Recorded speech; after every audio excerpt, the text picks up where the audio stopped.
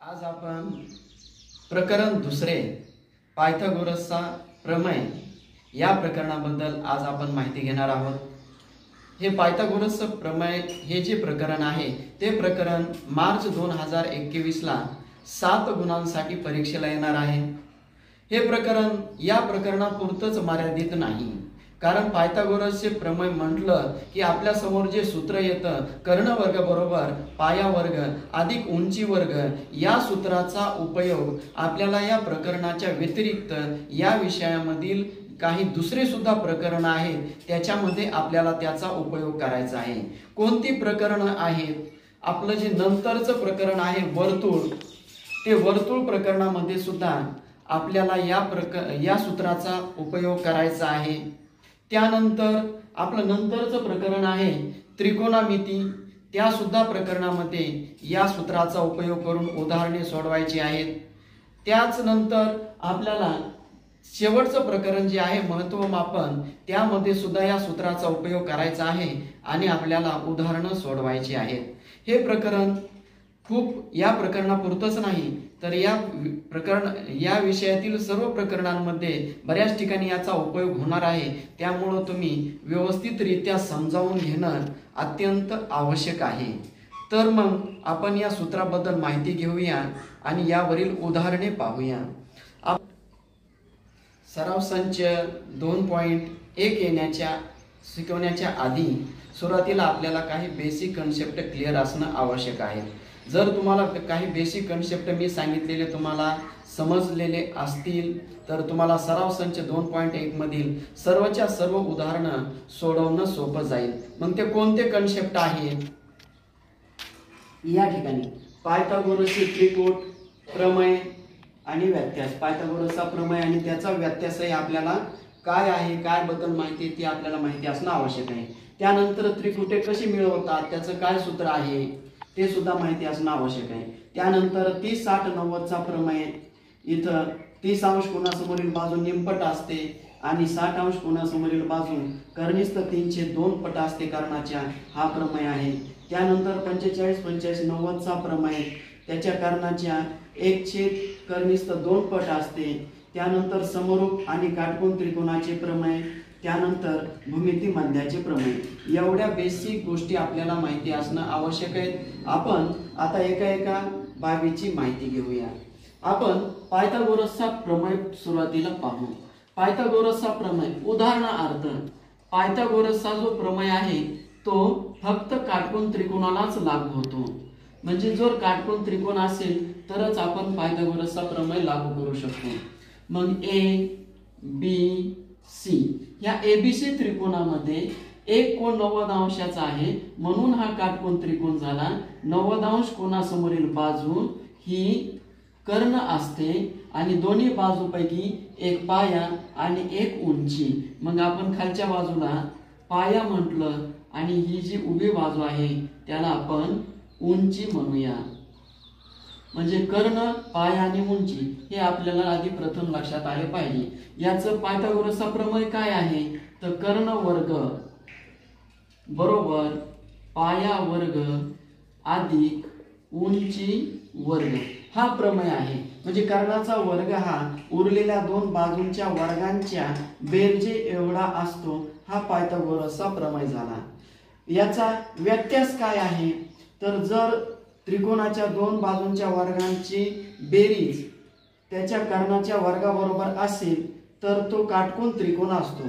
पहा, काटकोन त्रिकोण असेल तर कर्णाचा वर्ग उरलेल्या दोन बाजूंच्या वर्गांच्या बेरजे एवढा असतो आणि जर काटकोन त्रिकोणामध्ये दोन बाजूंच्या वर्गांच्या बेरजे एवढा कर्ण असेल तर तो काटकोन त्रिकोण असतो, हा व्यत्यास झाला।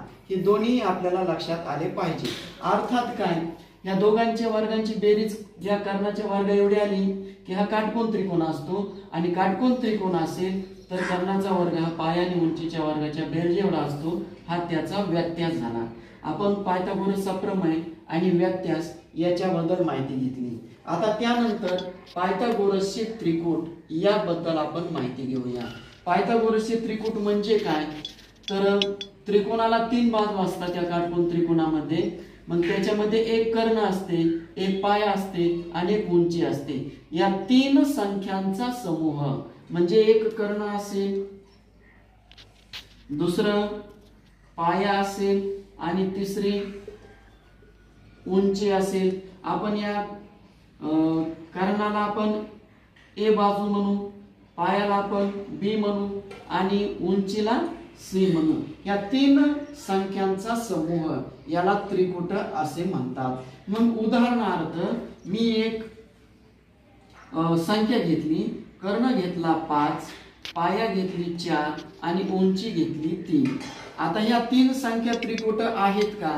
जर या सूत्रामध्ये येत असेल तर हे त्रिकुट आहेत आणि जर या सूत्राचा वापरानुसार येत नसतील तर त्रिकुट नाही. मग आपण जी सगळ्यात मोठी संख्या आहे ती कधीही आपण कर्ण घ्यायची. मग कर्णाचा वर्ग, ह्या 5 चा वर्ग किती होईल? 25. पाया किती आहे? 4, या 4 चा वर्ग अधिक या ठिकाणी उंची किती घेतलेली आहे? 3 चा वर्ग. मग 5 चा वर्ग 25 बरोबर 4 चा वर्ग 16 अधिक 3 चा वर्ग 9. एक छोटस गणित घेतलेलं आहे. हे 25 ला 25, 16 आणि 9 25 म्हणजे कर्णाचा वर्ग उरलेल्या 2 बाजूंच्या वर्गांच्या बेरजे एवढा आला की या 3 संख्यांना आपण एक त्रिकुट असं म्हणतो. हे त्रिकुट कसं मिळवतात तर आपण त्याचं सूत्र पाहूया. हे पायथागोरसचे त्रिकुट मिळवण्याचे सूत्र आहे. कोणते आहे? ए अधिक ए चा वर्ग अधिक बी चा वर्ग. दुसरं संख्या मिळवायची असेल तर ए चा वर्ग मायनस बी चा वर्ग आणि तिसरी संख्या मिळवायची असेल तर 2ab. पण आपल्याला संख्या घेत असताना एक काळजी घ्यायची की ए ही संख्या बी पेक्षा मोठी असायला पाहिजे. म्हणजे 2 संख्या घ्यायच्यात आणि त्याच्यापासून आपल्याला त्रिकुट बनवायचंय. पण ए ही संख्या म्हणजे आपली एक संख्या मोठी घ्यायची आहे, ए ची संख्या. उदाहरणार्थ मी 3 व 5 या 2 संख्या घेतल्या म्हणजेच ए बरोबर 3 आणि बी बरोबर 5 घेतले तर या 2 5 आणि 3 कारण ए ची संख्या ही मोठी घ्यायची आहे. जर ए ची संख्या 5 घेतली आणि बी ची संख्या 3 घेतली तर आपल्याला पायथागोरसचं त्रिकुट बनवता येतं. आपण त्याचा पडताळा घेऊया. आता पहिली संख्या मिळवायची आहे ए चा वर्ग अधिक बी चा वर्ग म्हणजे ए चा वर्ग अधिक बी चा वर्ग. ए म्हणजे किती तर 5, 5 चा वर्ग अधिक बी म्हणजे किती तर 3 चा वर्ग, 5 चा वर्ग 25 अधिक 3 चा वर्ग 9. 25 आणि 9 यांची जर बेरीज केली तर 34 येते. ही झाली आपली पहिली संख्या. 3 त्रिकुटांपैकी ही झाली पहिली संख्या. आता आपण दुसरी संख्या काढूया. ए चा वर्ग मायनस बी चा वर्ग. ए चा वर्ग म्हणजे 5 चा वर्ग वजा बी चा वर्ग म्हणजे 3 चा वर्ग. 5 चा वर्ग किती 25 मायनस 3 चा वर्ग किती 9. 5 चा वर्ग 25 मायनस 3 चा वर्ग 9. 25 मधून जर 9 गेले तर किती राहतात 16 राहतात. आणि तिसरी संख्या मिळवायची आहे आपल्याला 2ab म्हणजे 2 गुणिले a गुणाकारामध्ये b. तर 2 गुणाकारामध्ये a म्हणजे 5 गुणाकारामध्ये b म्हणजे 3. तर या तिघांचा गुणाकार केला 5 त्रिक 15, 15 दुनी 30. पहा तर 3 संख्या या ठिकाणी आपल्याला मिळालेल्या आहेत. कोणकोणत्या आहेत तर 34, दुसरी 30 आणि तिसरी 16. 34, 30, 16 अशा संख्या मिळालेल्या आहेत. आता या संख्या त्रिकुट आहेत का याचा पडताळा घेऊ आपण. जी मोठी संख्या आहे ती कर्ण मानायची आणि जी छोटी संख्या आहे ते आपण एक पाया आणि उंची घ्यायची. तर आपण 34 चा वर्ग करूया म्हणजेच 34 चा वर्ग बरोबर 30 चा वर्ग अधिक 16 चा वर्ग. 34 चा वर्ग 1156 बरोबर 30 चा वर्ग 900 अधिक 16चा वर्ग 256 बघा 1156 बरोबर या दोघांची बेरीज या 1156 जर आली तर हे पायथागोरसचं त्रिकूट तयार केलेलं आपण बरोबर आहे आणि जर येत नसेल तर आपण त्रिकूट केलेलं बरोबर नाही। आपण चेकिंग करूया हे 6 हे 5 9 आणि 2 11 म्हणजे आपल्याला असं म्हणता येईल की 34 30 16 हे पायथागोरसचे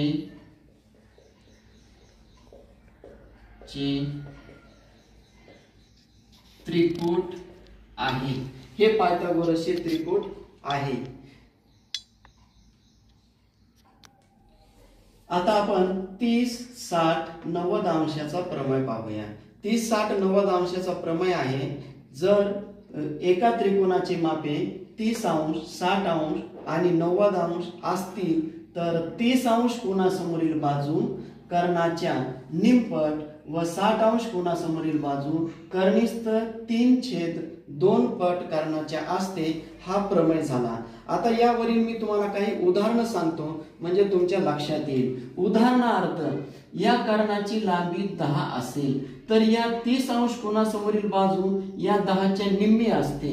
इथं आपण घेतलेला आहे म्हणजे किती असेल 10च्या निम्मी 5 असेल। आता 60 अंश कोनासमोरील बाजू किती असेल तर ही निम्मी करायची त्याला कर्णिस्थ 3 न गुणायचं म्हणजे इथं दिलंय कर्णिस्थ 3 आणि निम्म करायचंय म्हणजे 5 कर्णिस्थ 3 बरोबर आहे। जर याची लांबी या 10च्या ठिकाणी 20 असेल आता मला सांगा याच्यापेक्षा याची निम्मी किती असेल 10 आणि याच्यापेक्षा 20 पेक्षा याची निम्मी करायची आणि कर्णिस्थ 3 न गुणायचं म्हणजे 10 कर्णिस्थ 3 अगदी बरोबर आहे। मी उदाहरण म्हणून आणखीन घेतो 2-3 उदाहरणं तुम्हाला कळण्यासाठी।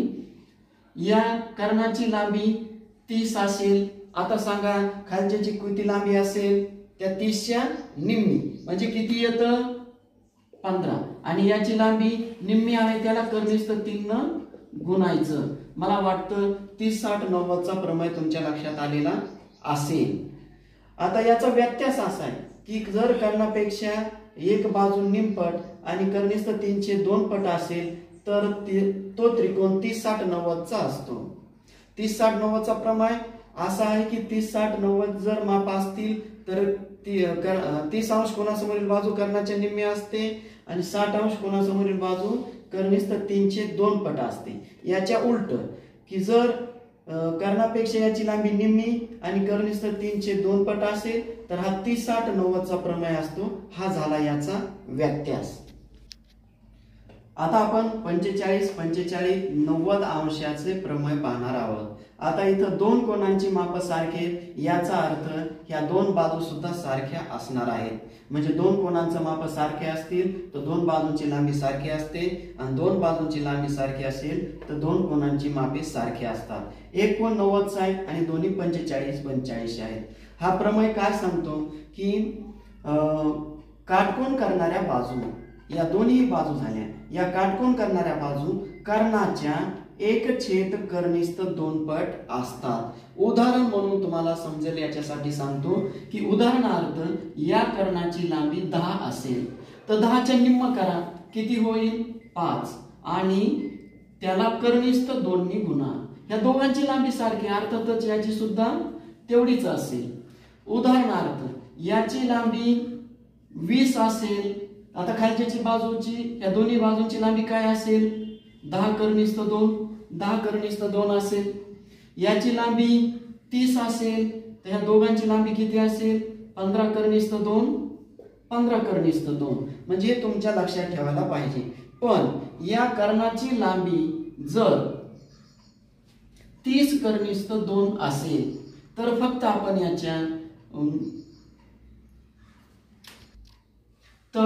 याची कर्णिस्थ 2 कटतील म्हणजेच गुणिले 30 कर्णिस्थ 2 अशा पद्धतीने येईल आणि हे कटेल म्हणून हे झालं 30 आणि याची सुद्धा 30। आता याची लांबी जर 10 कर्णिस्थ 2 असेल तर या दोघांची लांबी किती असेल कर्णिस्थ 2 कटतील आणि 10 आणि 10 असेल। हा आपला 45 45 90चा आणि हा 30 60 90 अंशाचा प्रमेय आहे. आपल्याला उदाहरण सोडवण्यासाठी अत्यंत उपयोगी पडणार आहे. समरूपता आणि काटकोन त्रिकोणाचे प्रमेय पाहायचे आहे. याच्यामध्ये प्रकार असा आहे की आपण एक त्रिकोण काढला एबीसी नावाचा आणि काटकोन त्रिकोण काढलेला आहे आणि काटकोन त्रिकोणामधून कर्णावरती लंब टाकला. यामध्ये दोन त्रिकोण झाले. पहा, मूळचा त्रिकोण एबीसी आणि या लंब टाकल्यामुळे हे दोन त्रिकोण दिसत आहेत तुम्हाला. तर हे दोन्ही त्रिकोण या मूळच्या त्रिकोणाशी समरूप असतात. हे प्रमेय आपलं उदाहरण सोडवताना उपयोगी पडणार आहे. याची संगती व्यवस्थित लक्षात ठेवा. आता या ठिकाणी बघा, कोणते त्रिकोण मूळचा त्रिकोण आहे? A B C. A B C हा मूळचा त्रिकोण झाला. ए बी सी हे खाली लिहितो थोडं. त्यानंतर कोणतं घ्यायचं? ए डी बी. संगती लक्षात ठेवा. समरूप त्रिकोण ए डी बी आणि समरूप त्रिकोण बी डी सी. बी डी सी. बी डी सी. पहा, ए बी सी हा मूळचा त्रिकोण झाला. त्यानंतर ए डी बी आणि बी डी सी हे तिन्ही त्रिकोण एकमेकांशी समरूप असतात. हा समरूप आणि काटकोन त्रिकोणाचा प्रमेय आहे. यानंतर आपण भूमिती मध्याचे प्रमेय पाहू. भूमिती मध्याचे प्रमेय काय आहे की जर एखादा काटकोन त्रिकोण असेल आणि जर या काटकोनामधून कर्णावरती आपण लंब टाकला, लंब टाकल्यामुळे या ठिकाणी कर्णाचे दोन भाग झाले. या दोन भागांचा गुणाकार या भूमिती मध्याच्या वर्गा एवढा असतो. म्हणजे काय? तर BD चा वर्ग बरोबर AD गुणिले CD. आणखी परत सांगतो, जर काटकोन त्रिकोण असेल, काटकोन त्रिकोणामध्ये काटकोनामधून कर्णावर लंब टाकला तर कर्णाचे दोन भाग होतात. त्या प्रमेय सांगतो असा, या दोन भागांचा गुणाकार या लंबाच्या वर्गा एवढा असतो. हा भूमिती मध्याचा प्रमेय आहे. उदाहरण सोडवण्यासाठी आपल्याला उपयोगी पडणार आहे. तुम्हाला मी जेवढे कन्सेप्ट सांगितले, प्रमेय, पायथागोरसचा प्रमेय सांगितला, त्रिकोट बनवण्याचे सूत्र सांगितले, पायथागोरसच्या प्रमेयाचा व्यत्यास सांगितला, 30 60 90 चा प्रमेय सांगितला, 45 45 90 चा प्रमेय सांगितला, समरूपता आणि काटकोन त्रिकोणाच्या समरूपतेचा प्रमेय सांगितला, भूमिती मध्याचा प्रमेय सांगितला.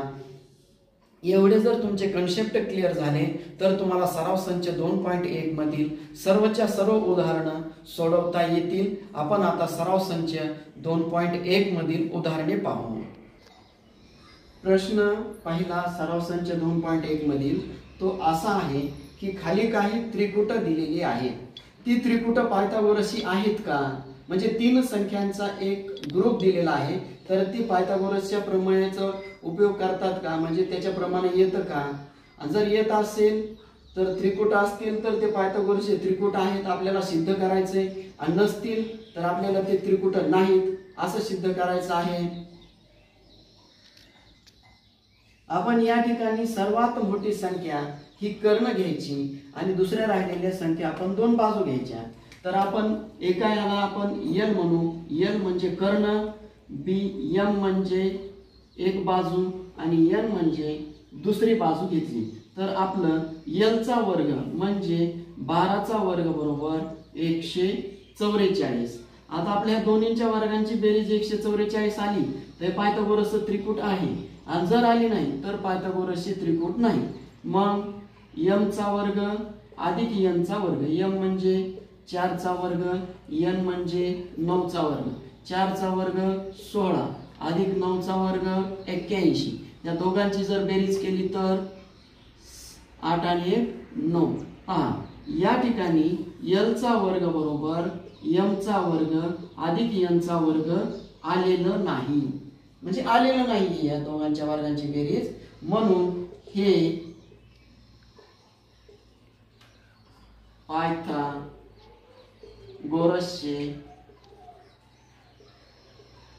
त्रिकुट नाही. आणि जर आलेलं असेल तर हे पायथागोरसचे त्रिकुट आहे। अशाच प्रकारची अनेक उदाहरणं आपल्याला या प्रश्न पाहिल्यामध्ये आहेत। त्यामध्ये मी तुम्हाला एक उदाहरण सांगितलेलं आहे। अशाच पद्धतीने तुम्ही दुसरे सोडवा। आपण याच सराव संचामधील प्रश्न दुसरा घेऊया। या आकृतीचं निरीक्षण जर केलं तर त्रिकोण MNP हा काटकोन त्रिकोण आहे, कारण n कोणाचं माप हे 90 अंश दिलेलं आहे।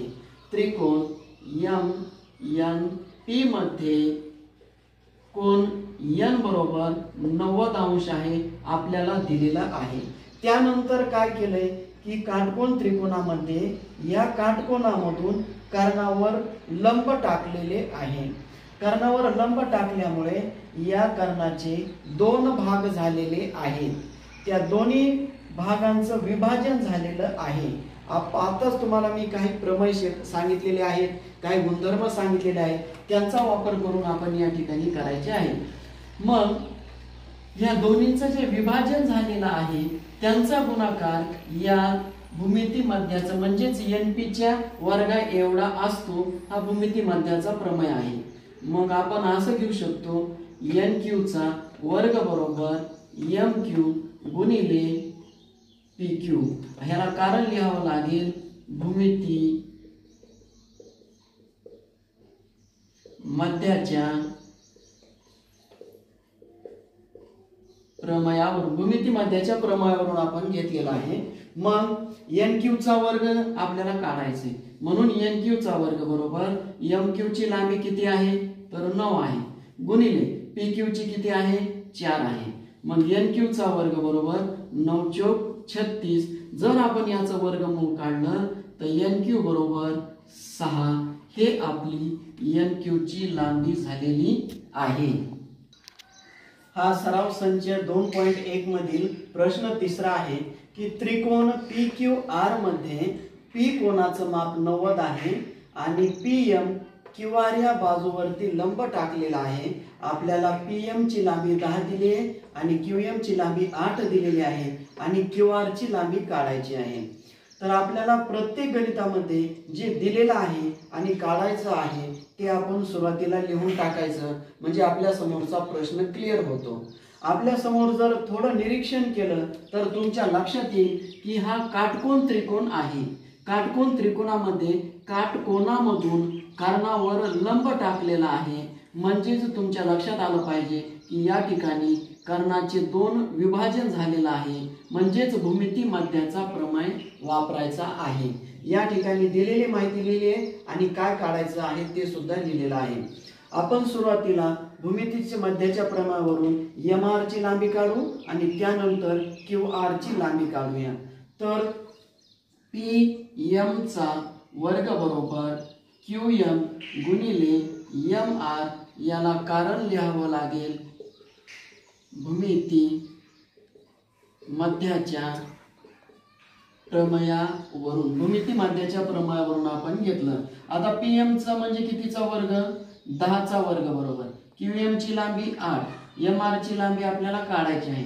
10 चा वर्ग 100, गुणाकारामध्ये 8 इथलं पाक्षांतर होईल, भागाकारामध्ये जातील, म्हणजे MR बरोबर 8 न जर 100 ला भागला आपण तर काय येईल 8 1 8, खाली उरले आपले 2, 20 झाले, 8 2 16, खाली उरले 4, जर 4 8 पेक्षा लहान होतात म्हणून दशांश दिलं आणि 40 झाले तर म्हणजे 8 पंचे 40, म्हणजे MR ची लांबी 12.5 आलेली आहे। आता आपल्याला MR ची लांबी 12.5, आपल्याला QR काढायचा आहे, म्हणजे QR बरोबर QM अधिक MR या दोघांची बेरजेच्या गुणधर्मावरून QM ची लांबी 8, MR ची लांबी 12.5, या दोघांची जर बेरीज केली 12 आणि 8 20, म्हणून QR बरोबर 20.5 ही या QR ची लांबी झाली। परत सांगतो, भूमिती मध्याचा आपण उपयोग केला, पाक्षांतर केलं, आपण MR ची लांबी काढली आणि दोघांची बेरीज केली, ती आली 20.5। हा प्रश्न तिसरा होता। आपण प्रश्न चौथा पाहूया। या आकृतीचं निरीक्षण करायचं आहे आणि त्यावरून AB ची आणि AC ची आपल्याला लांबी काढायची आहे। या ठिकाणी जर आकृतीचं निरीक्षण केलं तर या त्रिकोणामध्ये त्रिकोण ABC मध्ये कोण B बरोबर 90 अंश, कोण A बरोबर 30 अंश, म्हणून कोण C बरोबर त्रिकोणाच्या तिन्ही कोणांच्या मापांची बेरीज ही 180 अंश असते. ही 30 आणि 90, अर्थातच या कोणाचं माप 60 अंश येईल. म्हणजे हा त्रिकोण 30, 60, 90 अंशाचा झाला. हे त्रिकोणाच्या बेरजेच्या गुणधर्म, त्रिकोणाच्या तिन्ही कोणांच्या मापांच्या बेरीज 180 असते म्हणून हे 60 आलं. आता त्यानंतर BC ची लांबी 6 दिलेली आहे. आपण प्रमेय शिकत असताना पाहिलं की 30 अंश कोणासमोरील बाजू कर्णाच्या निमपट असते. म्हणजेच BC बरोबर 1/2 गुणिले कर्ण, कारण ही 30 अंश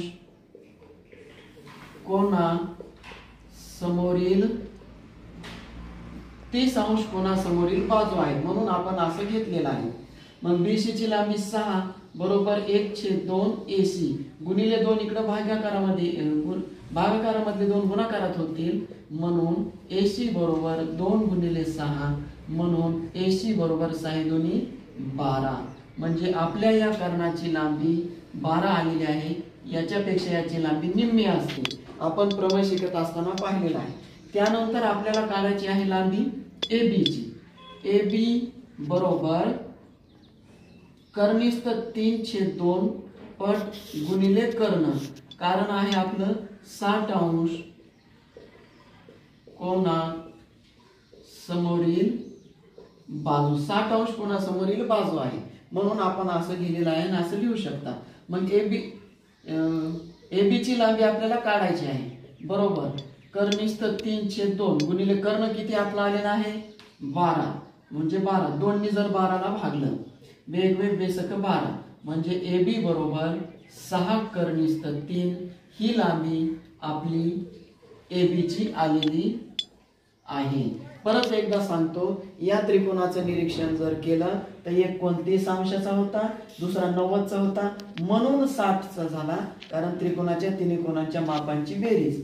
इथं BC बाजू ही 30 अंश कोणासमोरील होती म्हणून 30 अंश कोणासमोरील बाजूच्या प्रमाणावरून लिहिलेलं आहे. म्हणून इथं AC ची लांबी 12 आली. AB ही 60 अंश कोणासमोरील होती म्हणजे प्रमाणाचा वापर केला आणि भाषांतर करून AB ची लांबी काढली. ती 6 कर्निस्थ 3 आलेली आहे. प्रश्न 5वा हा कृतीयुक्त प्रश्न आहे. तुम्हाला 45, 45, 90 या प्रमेयाचा वापर करून तुम्हाला या आधीच्या प्रश्नासारखा, उदाहरणासारखा निश्चित सोडवता येईल. आपण प्रश्न 6वा आणि प्रश्न 7वा घेऊया. प्रश्न 6वा आहे, एका चौरसाचा कर्ण 10 सेमी तर त्याच्या बाजूची लांबी व परिमिती काढा. आणि 7वा प्रश्न असा आहे की त्रिकोण DEF मध्ये कोण F आपल्याला 90 अंशाचा दिलेला आहे, EF लंब ED दिलेला आहे, GD ची लांबी 8 दिलेली आहे, FG ची लांबी 12 दिलेली आहे. तर नंबर 1 EG, FD आणि EF यांची लांबी काढायची आहे. प्रश्न 6वा असा आहे, एका चौरसाचा कर्ण 10 असेल तर बाजू व त्याची परिमिती काढा. तर बाजू म्हणजे ह्या 4 बाजू झाल्या आणि परिमिती म्हणजे ह्या 4 बाजूंची बेरीज काढायची आहे. आपल्याला दिलेला आहे चौरसाचा कर्ण, या कर्णाची लांबी दिलेली आहे आपल्याला 10. आता चौरस म्हणल्यानंतर त्याच्या 4ही बाजू समान लांबीच्या असतात. मग आपण AB बाजूची लांबी x घेतली आणि BC ची आपण x घेतलेली आहे. याची माहिती मी या ठिकाणी लिहिलेली आहे. चौकोन ABCD हा चौरस आहे. मग बाजू AB बरोबर BC बरोबर x मानू. आता त्रिकोण ABC इथं एक दिसतोय तुम्हाला.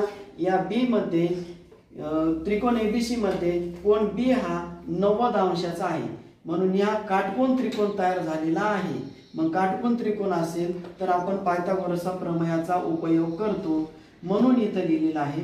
पायथागोरसच्या प्रमेयावरून काय येतं आपल्याला, कर्णवर्ग बरोबर दोन्ही बाजूंच्या वर्गांची बेरीज, BC चा वर्ग अधिक AB चा वर्ग. मग कर्णाचं किती आहे 10 चा वर्ग, BC चा आपण x घेतलं, AB चा आपण x घेतलं, त्यांचे वर्ग आहेत म्हणून वर्ग केले. 10 चा वर्ग 100 बरोबर x चा वर्ग अधिक x चा वर्ग 2x चा वर्ग गुणाकारामधले दोन पक्षांतरामध्ये जाऊन भागाकारामध्ये होतील म्हणून x वर्ग बरोबर हे 100 आणि भागिले 2 म्हणजे भागाकारामध्ये 2 गेले. आता यांचा जर भागाकार केला आपण तर x चा वर्ग बरोबर 50 येतील आणि यांचं जर वर्गमूळ काढायचं ठरवलं तर वर्गमूळामध्ये 25 गुणिले 2 50 चे आपण अवयव पाडले 25 गुणिले 2 मग 25 चं वर्गमूळ काढलं 5 कर्निस्थ 2 ही आपली बाजूची लांबी झाली म्हणजे AB बरोबर BC बरोबर हे बाजूंची लांबी झाली. आपण प्रथमतः पायथागोरसच्या प्रमेयाचा उपयोग करून बाजूची लांबी काढली. आता परिमिती काढायची आहे म्हणजे चारी बाजूंची बेरीज करावी लागेल आपल्याला म्हणजेच परिमिती बरोबर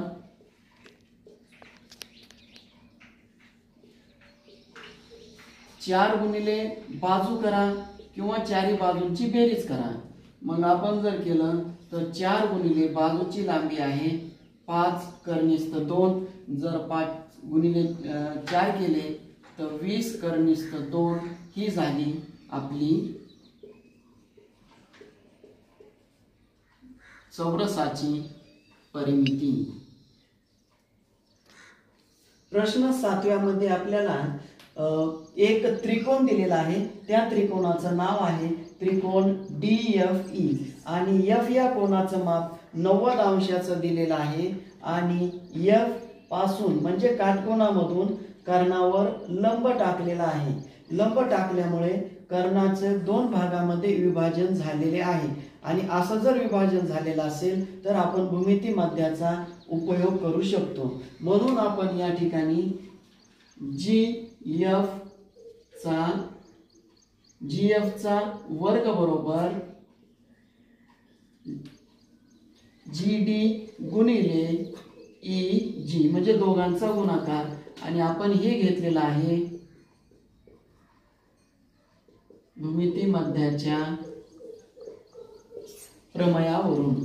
आता GF चा वर्ग म्हणजे 12 चा वर्ग बरोबर GD म्हणजे GD ची लांबी आपल्याकडे दिलेली आहे ती किती आहे 8 गुणिले EG ची लांबी तर आपल्याला काढायची आहे. 12 चा वर्ग केला तर किती येतं 144 आणि गुणाकारामधले 8 इथं भागाकारामध्ये येतील बरोबर EG म्हणजेच काय येईल 8 न जर आपण या ठिकाणी भागलं तर 8 1 18 8 44 चे म्हणजे EG बरोबर आपली लांबी येईल 8. 8 न जर 144 ला भागलं तर 18 येईल. आपली याची लांबी आली 18. कशाचा उपयोग केला तर भूमिती मध्याचा उपयोग केला आपण.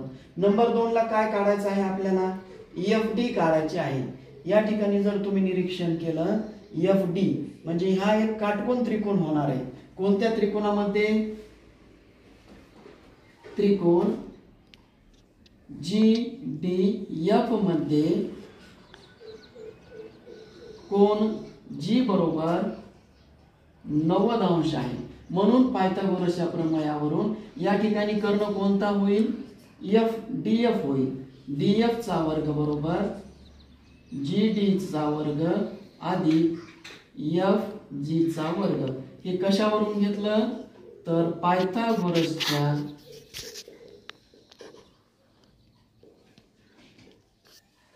प्रमेयावरून आपण घेतलेला आहे. आता या ठिकाणी किमती ठेवू. DF ची लांबी काढायची आहे म्हणून DF चा वर्ग बरोबर GD ची लांबी किती आहे 8 त्याचा वर्ग अधिक FG ची किती आहे 12 त्याचा वर्ग बरोबर 8 चा वर्ग 64 अधिक 12 चा वर्ग 144 म्हणून DF चा वर्ग बरोबर 144 आले. आपल्याला DF चा वर्ग ह्या दोघांची बेरीज जर केली तर 144 नाही 4 आणि 4 8 6 आणि 4 10 0 हातचा आला 1 म्हणजे 208 येते. DF चा वर्ग बरोबर 208 आलेला आहे. पण आपल्याला याचं वर्गमूळ काढावं लागेल कारण DF ची लांबी काढायची आहे म्हणून DF जर काढलं तर वर्गमूळामध्ये 208. आता आपण याची फोड करू, म्हणजे याचं गुणाकाराच्या स्वरूपामध्ये मांडणी करू. जर याचे आपण गुणाकाराच्या स्वरूपामध्ये लिहिलं तर 16 गुणिले 13. मग जर 16चं वर्गमूळ काढलं तर DF बरोबर 4 कर्निस्थ 13. आपण या DF ची लांबी आलेली आहे. त्यानंतर आपलं कोणतं राहिलेलं आहे तर EF ची लांबी काढायची आहे. या ठिकाणी लंब आहे, म्हणजे हा सुद्धा एक काटकोन त्रिकोण झाला. काटकोन त्रिकोणामध्ये EF ची लांबी काढायची आहे. मग पायथागोरसच्या प्रमेयावरून काढता येईल. EF चा वर्ग बरोबर EG चा वर्ग अधिक FG चा वर्ग 18 चा वर्ग अधिक 12 चा वर्ग.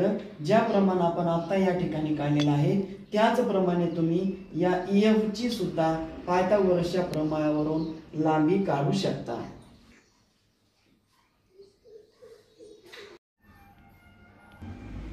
प्रश्न 8वा. एका आयताची लांबी 35 सेमी व रुंदी 12 सेमी आहे, तर त्या आयताच्या कर्णाची लांबी काढा. आपल्याला पायथागोरसच्या प्रमेयावरून काढता येईल, आपण काढूया. आणि त्यानंतर प्रश्न 9वा की त्रिकोणामध्ये M हा QR बाजूचा मध्यबिंदू आहे. कोण R बरोबर 90 अंश आहे. तर आपल्याला सिद्ध करायचे आहे की PQ चा वर्ग बरोबर 4PM चा वर्ग वजा 3PR चा वर्ग. आयताची लांबी 35 सेमी दिलेली आहे, आपण या ठिकाणी लिहिलेला आहे. रुंदी 12 सेमी दिलेली आहे आणि कर्णाची लांबी काढायची आहे. मी एक ABCD नावाचा आयत काढलेला आहे. आयताचा प्रत्येक कोण 90 अंश असतो, हा त्याचा गुणधर्म आहे. त्यानंतर रुंदी 12 म्हणून 12 लिहिलं, लांबी 35 म्हणून 35 लिहिलं. हा एक ABC काटकोन त्रिकोण दिसतो आहे, कारण या ठिकाणी B कोणाचं माप हे 90 अंश आहे. ABCD आयत आहे. त्रिकोण ABC मध्ये B कोण 90 अंशाचा आहे. म्हणून आपण पायथागोरसच्या प्रमेयावरून घेतलं AC चा वर्ग बरोबर AB चा वर्ग अधिक BC चा वर्ग. याला कारण लिहिलं पायथागोरसच्या प्रमेयावरून आपण लिहिलं. मग AC ची लांबी काढायची आहे, म्हणून AC चा वर्ग बरोबर AB चा वर्ग म्हणजे 12 चा वर्ग अधिक BC म्हणजे 35 चा वर्ग. AC चा वर्ग बरोबर 12 चा वर्ग 144 अधिक, आता या ठिकाणी 35 चा वर्ग कठीण करणं जातं, पण त्यासाठी एक मी सोपी पद्धत सांगतो. ज्या संख्येच्या एकक स्थानी 5 आहे त्याचा वर्ग कसा करायचा, तर उदाहरण म्हणून घेतो मी. 35 चा वर्ग करायचा आहे, तर 5 चा वर्ग आपण 25 लिहायचा आणि 3 च्या पुढची संख्या 4 येते, या दोघांचा गुणाकार करायचा. 3 चौक 12 म्हणजे 35 चा वर्ग 1225. आणखी आपण उदाहरण घेऊया. तुम्हाला वाटलं 55 चा वर्ग करायचा आहे, मग 55 चा वर्ग म्हणजे 5 शेवटला म्हणजे एकक स्थानी, म्हणून आपण 25 लिहिले. 5 च्या पुढची संख्या कोणती 6. 6 चा 5 चा गुणाकार करा 30 येतो, म्हणून 55 चा वर्ग 3025. तुम्हाला वाटलं 75 चा वर्ग काढायचा आहे, मग 5 चा वर्ग 25, 7 च्या पुढची संख्या 8, 7 8 56 म्हणजे 5625. हा 75 चा वर्ग. आपण या ठिकाणी 35 चा वर्ग केला, तो आला 1225. या दोघांची जर आपण बेरीज केली तर बेरीज येते 5 4 9 हे 6 2 आणि 3 आणि 1369. हा कशाचा वर्ग आहे, तर AC बरोबर हा 37 चा वर्ग आहे, 37 सेमी. म्हणून शेवटीला आपल्याला पूर्ण वाक्यामध्ये उत्तर लिहावं लागेल. त्या आयताच्या कर्णाची लांबी 37 सेमी आहे. प्रश्न 9वा. आकृतीमध्ये आपल्याला कोन R चं माप हे 90 अंश दिलेलं आहे. M हा या आर क्यू या बाजूचा मध्यबिंदू दिलेला आहे, म्हणजे पी एम ही मध्यका होईल. तर सिद्ध करायचं आहे पी क्यू चा वर्ग बरोबर 4pm चा वर्ग मायनस 3pr चा वर्ग. हे सिद्ध करायचं आहे आपल्याला. हे कसं सिद्ध करायचं, तर आपण सुरुवातीला काय करायचं, त्रिकोण पी आर क्यू मध्ये, आता मी हे सिद्ध कसं करायचं ते प्रथम सांगतो तुम्हाला, त्यानंतर आपण सिद्ध करू.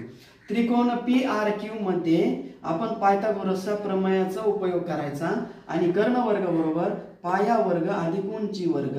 या त्रिकोण पी आर क्यू मध्ये, त्रिकोण पी आर क्यू मध्ये कोण आर बरोबर 90 अंश आहे, म्हणून पायथागोरसच्या प्रमेयावरून पी क्यू चा वर्ग बरोबर पी आर चा वर्ग, हा पी आर चा वर्ग अधिक आर क्यू चा वर्ग, याला समीकरण नंबर 1 नाव दिलं. पहा, पी आर क्यू मध्ये कोण आर 90 आहे म्हणून पायथागोरसच्या प्रमेयावरून. आता त्याचप्रमाणे त्रिकोण पी आर एम घ्यायचा. कोणता त्रिकोण घ्यायचा, त्रिकोण पी आर एम मध्ये कोण आर बरोबर 90 अंश.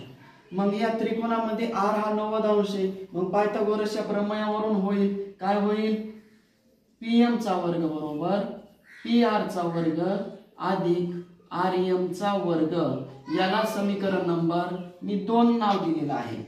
पहा, याच्यामध्ये पायथागोरसच्या प्रमेयावरून आपण समीकरण नंबर 1 आणि समीकरण नंबर 2 मिळवलेला आहे. आता यानंतर आपण पाहिलं की आर क्यू ची लांबी आर एम ची जेवढी आहे तेवढीच एम क्यू ची आहे, म्हणजे आर एम ची लांबी ही आपल्या आर क्यू पेक्षा निम्मी आहे. आर क्यू पेक्षा निम्मी आहे. आर एम जेवढं आहे तेवढंच आहे. ही 2 सेंटीमीटर 2 असेल तर पूर्णची 4 होईल, म्हणजे या पूर्ण जेवढी लांबी आहे त्याच्यापेक्षा आर एम ची लांबी ही निम्मी आहे. आता ही आपण आर एम च्या ठिकाणी ही किंमत या समीकरण नंबर 2 मध्ये ठेवू. म्हणजे काय होतंय, पी एम चा वर्ग बरोबर पी आर चा वर्ग अधिक आर एम चा वर्ग, हे समीकरण नंबर 2 आहे. त्याच्यामध्ये आपण किंमत ठेवणार आहोत. आर एम च्या ठिकाणी आपण किंमत ठेवणार आहोत, म्हणजे पी एम चा वर्ग बरोबर पी आर चा वर्ग अधिक 1/2 आर क्यू त्याचा वर्ग आपण किंमत ठेवलेली आहे. मग याचा जर वर्ग केला तर काय होतं, पी एम चा वर्ग बरोबर पी आर चा वर्ग अधिक 1/4 आर क्यू चा वर्ग. या दोघांचा वर्ग केला, आर क्यू चा वर्ग आपण सेपरेट केला. आता छेदस्थानी 4 आहे, हे प्रत्येकाला गुणलं की याचा लोप होतो, म्हणजे 4 पी एम चा वर्ग बरोबर 4 पी आर चा वर्ग अधिक आर क्यू चा वर्ग, याला समीकरण नंबर आपण 3 नाव दिलं. आता समीकरण नंबर 3 मधून समीकरण नंबर 1 वजा करूया. मग समीकरण नंबर 3 आहे आपलं 4 पी एम चा वर्ग वजा हे पी क्यू चा वर्ग बरोबर 4 पी आर चा वर्ग अधिक आर क्यू चा वर्ग वजा पी आर चा वर्ग आर क्यू चा वर्ग, पी आर चा वर्ग आर क्यू चा वर्ग. समीकरण नंबर 3 मधून समीकरण नंबर 1 वजा केलेला आहे. डाव्या बाजूतून डावी बाजू वजा केली, उजव्या बाजूमधून उजवी बाजू वजा केली. मग हे 4 पी एम चा वर्ग वजा पी क्यू चा वर्ग जशाला तसं राहिलं बरोबर 4 पी आर चा वर्ग, हे धन आर क्यू आणि ऋण आर क्यू कटलं मायनस पी आर चा वर्ग. या ठिकाणी 4 पी एम चा वर्ग वजा पी क्यू चा वर्ग आणि या ठिकाणी आहे 4 पी आर चा वर्ग आणि येथे काही नाही म्हणजे 1 पी आर चा वर्ग. यांची जर वजाबाकी केली तर 4 पी एम चा वर्ग पी क्यू चा वर्ग बरोबर 4 मधून 1 गेले 3 पी आर चा वर्ग. आता यांचं भाषांतर जर केलं आपण तर काय येतं, 4 पी एम चा वर्ग वजा 3 पी आर चा वर्ग, ऋण आहे हे धन आहे ते ऋण झाले, हे ऋण आहे ते इकडं धन होईल आणि शेवटी आपल्याला हेच सिद्ध करायचे होते। परत एकदा सांगतो, नीट लक्ष द्या। या त्रिकोणामध्ये प्रथम कशी सिद्धता सिद्ध केली? PRQ ला पायथागोरसच्या प्रमेयावरून घेतलं, कर्ण वर्ग बरोबर पाया वर्ग, त्याला समीकरण नंबर 1 दिलं। त्रिकोण PRM ला पायथागोरसच्या प्रमेयावरून घेतलं, PM चा वर्ग बरोबर PR चा वर्ग अधिक RM चा वर्ग, याला समीकरण नंबर 2 दिलं। पण RM ची लांबी RQ च्या निम्मी आहे, ही RM ची लांबी RQ च्या निम्मी आहे, हेच आपण या समीकरण नंबर 2 मध्ये ठेवलं। मग 2 मध्ये ठेवल्यानंतर काय होतं? ही RM ची लांबी RQ च्या निम्मी हे ठेवलं। मग ठेवल्यानंतर याचा वर्ग केला आणि याचं लोप करण्यासाठी 4 ने गुणलं, समीकरण नंबर 3 मिळालं। इथपर्यंत समीकरण नंबर 3 मिळालं की समीकरण नंबर 3 मधून समीकरण नंबर 1 वजा केलं, यांची वजाबाकी या ठिकाणी लिहिली आहे। आपण जे धन ऋण कमी केले आणि यांची वजाबाकी केली, शेवटी 4PM चा वर्ग वजा PQ चा वर्ग बरोबर 3PR चा वर्ग।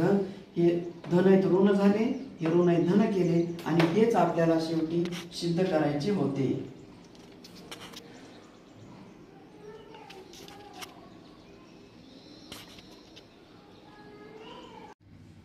प्रश्न 10वा, रस्त्याच्या दुतर्फा असलेल्या इमारतीच्या भिंती एकमेकींना समांतर आहेत। 5.8 मीटर लांबीच्या शिडीचे एक टोक रस्त्यावर ठेवले असता तिचे वरचे टोक पहिल्या इमारतीला 4 मीटर उंच असलेल्या खिडकीपर्यंत टेकते। त्याच ठिकाणी शिडी ठेवून रस्त्याच्या दुसऱ्या बाजूला वळविल्यास तिचे वरचे टोक दुसऱ्या इमारतीच्या 4.2 मीटर उंच असलेल्या खिडकीपर्यंत येते, तर रस्त्याची रुंदी काढा। या गणिताला आपण आकृती काढली तर एकदम आपल्या समोर प्रश्न सोपा होऊन जाईल। आपण याची आकृती काढूया। प्रश्न 10वा आपण जसं सांगितलेलं आहे तशी आकृती काढू।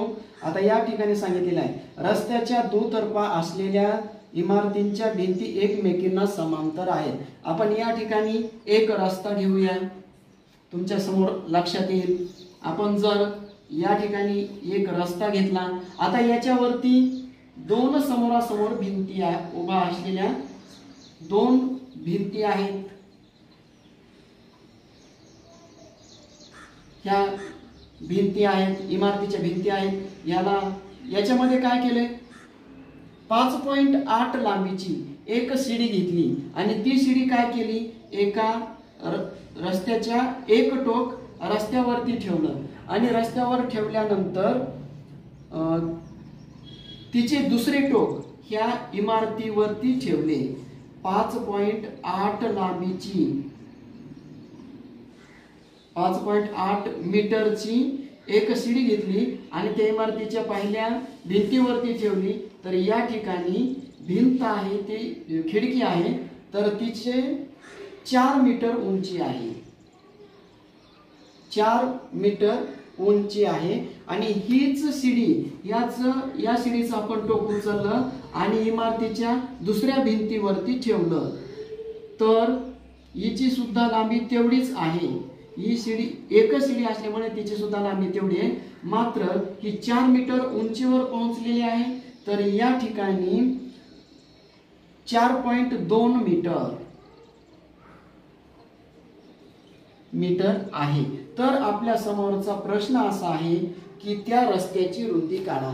जसं सांगितलं तशी मी आकृती काढलेली आहे, तुमच्या लक्षात येईल। आता या ठिकाणी पाहिलं, याला आपण नाव देऊ ABCDE असं नाव दिलं, तर AB आणि ED या इमारतींच्या भिंती एकमेकींना समांतर आहेत। त्यानंतर ही 5.8 सेंटीमीटरची शिडी AC व EC ही एकच शिडी आहे, त्यांची लांबी समान आहे आणि पहिल्या इमारतीच्या 4 मीटरवर पोहोचलेली आहे आणि दुसऱ्या इमारतीच्या 4.2 मीटरवर पोहोचलेली आहे। आता एक लक्षात घ्या, कधीही भिंती आपल्या रस्त्याला लंब असतात, म्हणून इथलचा कोन 90 अंशाचा झाला आणि ही सुद्धा इमारतीची भिंत रस्त्याला लंब असते, म्हणून या ठिकाणी सुद्धा लंब असेल, म्हणून 90 अंशाचा कोन। जर 90 अंशाचा कोन नसेल तर भिंती आपल्या तिरप्या होतात. त्यामुळे बांधकाम करणारे कधीही जमिनीला 90 अंशाचाच कोन घेऊन भिंती उभा करतात. म्हणून या ठिकाणी 90 अंशाचा कोन झाला. आता प्रश्न आपल्या समोरचा स्पष्ट झाला. हा एक काटकोन त्रिकोण झाला. कोन बी बरोबर 90 अंश. हा काटकोन त्रिकोण झाला. हा झाला कर्ण या त्रिकोणाचा आणि ही झाली उंची. मग कर्ण आणि उंची यांचा आपण कर्ण वर्ग बरोबर पाया वर्ग अधिक उंची वर्ग या सूत्राचा वापर केला की आपल्याला बीसीची लांबी मिळते. त्याचप्रमाणे या गणितामध्ये सुद्धा या त्रिकोणामध्ये सुद्धा डी कोन 90 अंशाचा आहे. म्हणून पायथागोरसच्या प्रमेयावरून कर्ण वर्ग बरोबर पाया वर्ग अधिक उंची वर्ग याचं वापरलं की आपल्याला या सीडीची लांबी मिळते. आधी बीसीची लांबी काढली, नंतर सीडीची लांबी काढली आणि दोघांची बेरीज केली की आपल्याला त्या रस्त्याची रुंदी मिळते.